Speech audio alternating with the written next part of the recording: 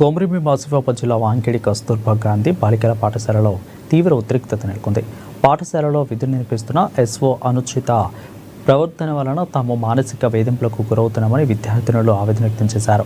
దీంతో శనివారం తరగతులను బహిష్కరించి పాఠశాలతో బఠాయించి నిరసనకు దిగారు.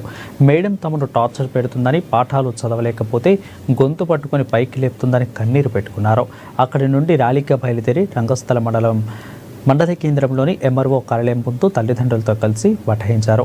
ఇక దీంతో పోలీసులు అక్కడికి చేరుకుని విద్యార్థులకు నచ్చజెప్పారు. సిబ్బందిపై తగు చర్యలు తీసుకునేలా పై అధికారులకు సమాచారం ఇస్తామని చెప్పడంతో తిరిగి పాఠశాలకు వెళ్లారు.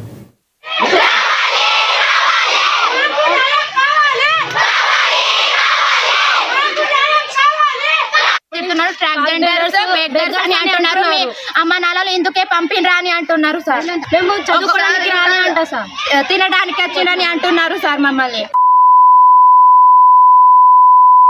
అందుకే తనైనా వెళ్ళాలి, మేమైనా వెళ్ళాలి సార్. మేము ఎస్ఓ మేడం మాకు వద్దు సార్.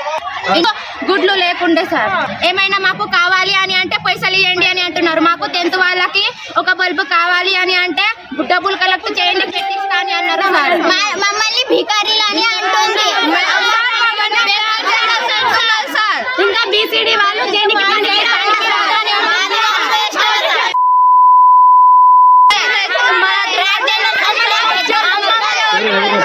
మేము ఉంటాం సార్ ఇక్కడ.